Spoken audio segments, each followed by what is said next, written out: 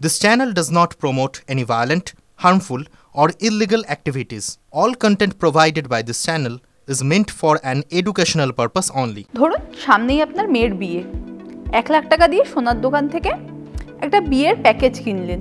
তাতে রয়েছে হার, কানের দুল, হাতের চুড়ি, যাবতীয় সব কিছু কিনলেন, কিন্তু আপনার মনে একটুখানি খুঁতখুত করছে। যে সোনাটা হাতে নিয়ে দেখছেন, দোকানদার বলেছে যে এটা 22 ক্যারেটেরই সোনা, কিন্তু আপনি বাড়ি ফিরে ভাবছেন এটা কি সত্যি 22 ক্যারেটের সোনা? আমার মা ঠাকুমার যে গয়নাগুলো রয়েছে তার সঙ্গে এই সোনার যেন জেল্লায় কোথাও খাপ খাচ্ছে না। এই সোনাটা কিছুটা একটুখানি অন্যরকম দেখতে লাগছে। এবার আপনি দোকানে গেলে দোকানদার তো তার নিজের দোষ মানবেন না। যদি তিনি দোষী হন বা আপনাকে কম ক্যারেটের সোনা দিয়ে থাকেন, সেক্ষেত্রেও তিনি বলবেন যে না না, আমি তো খাঁটি সোনা দিয়েছি। তাহলে আপনার কাছে উপায় কি? বাড়িতে বসে যেরকম আমরা বিভিন্ন ঘরোয়া টোটকা অ্যাপ্লাই করি, রূপচর্চা করি বা আরও বিভিন্ন যেগুলোকে বলা হয় যে বিভিন্ন হ্যাকস অ্যাপ্লাই করি, আমরা সোনা চেনার ক্ষেত্রেও আপনি কিন্তু কিছু টোটকা অ্যাপ্লাই করতে পারেন, যেটা থেকে রীতিমতো ওই সেকেন্ডেই বলে দেওয়া যাবে যে আপনার ঘরে থাকা বা আপনার নতুন কেনা সোনাটা আসল কি নকল। বি ফর বিজনেসে আপনাদের সঙ্গে রয়েছে আমি ইপসা, আর আজকে আপনাদের চেনাবো সোনা। রাস্তাঘাটে আপনারা হয়তো বড় বড় করে পোস্টার দেখেছেন, নকল হইতে সাবধান। এই আসল আর নকল এটা চিনবেন কি করে? না, আমি এটা বলছি না যে ওই সোনার জল করা গহনা। এখন দেখবেন বাজারে খুব ট্রেন্ড উঠেছে 24 ক্যারেটের গোল্ড পলিশ গয়না। কি এই বিষয়টা? সেটার মধ্যে তামা বা জিঙ্কের গয়না তৈরি করা হচ্ছে, তার উপরে 24 ক্যারেটের গোল্ড পলিশ করা হচ্ছে। এবার এক্ষেত্রে আপনাদের সকলের জেনে রাখা দরকার, 24 ক্যারেট অর্থাৎ সব থেকে বিশুদ্ধ যে সোনা হয় তা দিয়ে কখনো গয়না তৈরি হয় না। একমাত্র সোনার বার বা কয়েন হিসেবেই এই 24 ক্যারেটের সোনা পাওয়া যায়। গয়না তৈরি করার ক্ষেত্রে বেশিরভাগই ব্যবহার করা হয় 22 ক্যারেট, এছাড়াও 18 ক্যারেট এবং 14 ক্যারেটেরও গয়না হয়। এইবার এই যে আপনার গয়না 22 ক্যারেটের কিনা তা আপনি বুঝবেন কি করে? এক্ষেত্রে প্রথম উপায়ই হলো গিয়ে যে আপনার গয়নায় যে হলমার্ক থাকছে, অর্থাৎ BIS মার্কিং। এবার এই বিষয়টা হয়তো আপনারা সকলেই জানেন।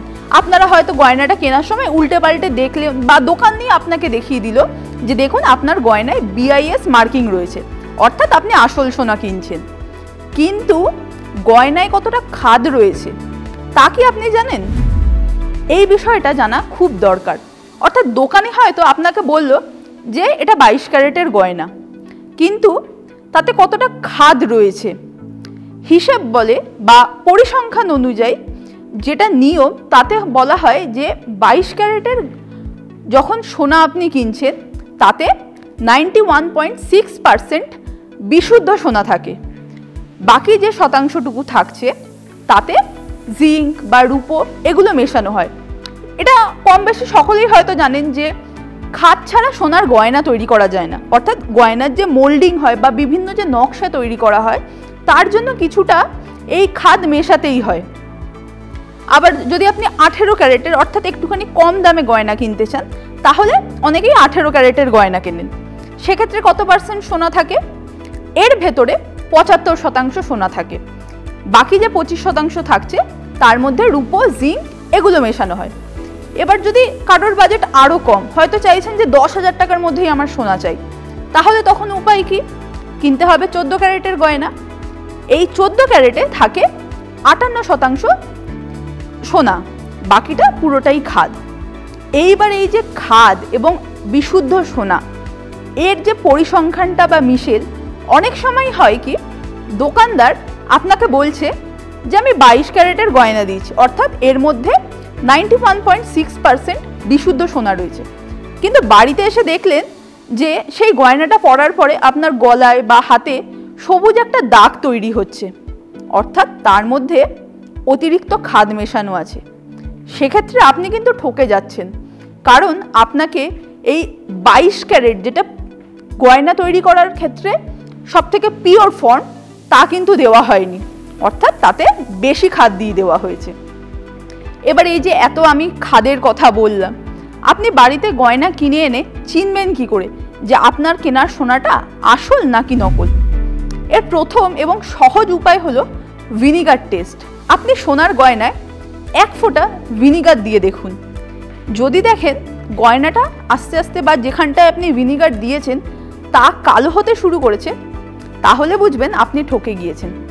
কারণ যদি আসল সোনা হয় ভিনিগারে তার রং বদলায় না। একইভাবে আপনি সেরামিক টেস্ট করতে পারেন।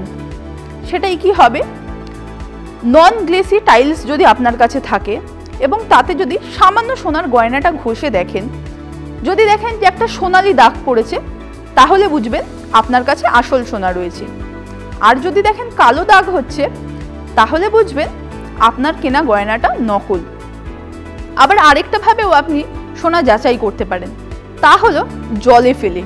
হ্যাঁ, একটা পাত্র নিলেন, তাতে যদি আপনি সোনার গয়নাটা দেন বা খুব সামান্য একটুখানি ওজনে সোনা দেন, তা যদি সঙ্গে সঙ্গে ডুবে যায়, তাহলে বুঝবেন আপনার হাতে থাকা সোনাটা বিশুদ্ধ। যদি খাদ মেশানো থাকে তাহলে তা কিন্তু ডুবতে একটু সময় নেয়। এবার হ্যাঁ, আপনি যদি জড়োয়া গহনা নেন বা যার মধ্যে বিভিন্ন কারুকার্য করা পাথর বসানো, সেক্ষেত্রে ওজনটা আপনা আপনিই বাড়ে। সেক্ষেত্রে কিন্তু সোনা তাড়াতাড়ি, সেটা আসল হোক বা নকল হোক, দুটোই ডুবে যাবে। আরও একটা উপায় আপনি করতে পারেন, তা হলো বাইট মার্ক। অর্থাৎ আপনি ধরুন গয়নাটা নিয়ে সামান্য একটুখানি কামড় দিলেন, দেখলেন দাগ পড়েছে। আবার অনেক সোনা হয় দেখবেন ভীষণ শক্ত, মানে হালকা কামড় দিলেও তাতে কোনো আঁচড় পড়ে না।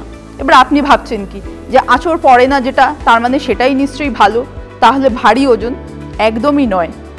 আসলে সোনা ভীষণই নরম হয়। আপনি যদি সামান্য কামড় দিলেও সেই সোনায় দাগ পড়ে যায় বা বেঁকে যায়, তাহলে বুঝবেন আপনার হাতে থাকা গয়নাটা আসল। আর যদি দাগ না পড়ে, তাহলে আপনি ঠকে গিয়েছেন। কম বেশি আমাদের সবার ঘরেই ম্যাগনেট বা চুম্বক থাকে। এই চুম্বক দিয়েও কিন্তু আপনি পরীক্ষা করে দেখতে পারেন যে আপনার ঘরে কেনা সোনাটা আসল কিনা। তা হলো ধরুন আপনি আপনার হাতে থাকা গয়নাটার সামনে এই চুম্বক বা ম্যাগনেট ধরলেন, যদি দেখেন সোনাটা আটকাচ্ছে না, তাহলে বুঝবেন আপনার হাতে আসল গয়না রয়েছে। আর যদি দেখলেন একটা শক্তিশালী ম্যাগনেটের সঙ্গে সোনার গয়নাটা আটকে গেল, তাহলে বুঝবেন তার ভেতরে কিন্তু অনেক খাদ মেশানো হয়েছে এবং সেই খাদের মধ্যেও রূপো এবং জিঙ্ক বাদেও লোহা বা অন্যান্য যে ধাতু যেগুলি ম্যাগনেটে আকর্ষণ হয় তা মেশানো রয়েছে। অর্থাৎ ভীষণভাবে ঠকে গেছেন আপনি। তাহলে এবার থেকে গয়না কেনার আগে এই বিষয়গুলি কিন্তু অবশ্যই মাথায় রাখবেন এবং শুধুমাত্র ওই BIS বা হলমার্ক দেখেই কেনা নয়, তার সঙ্গে এই বিষয়গুলিও অবশ্যই যাচাই করে নেবেন। আর এই ধরনের আরও খবর জানতে চোখ রাখুন TV9 বাংলা ডিজিটালে।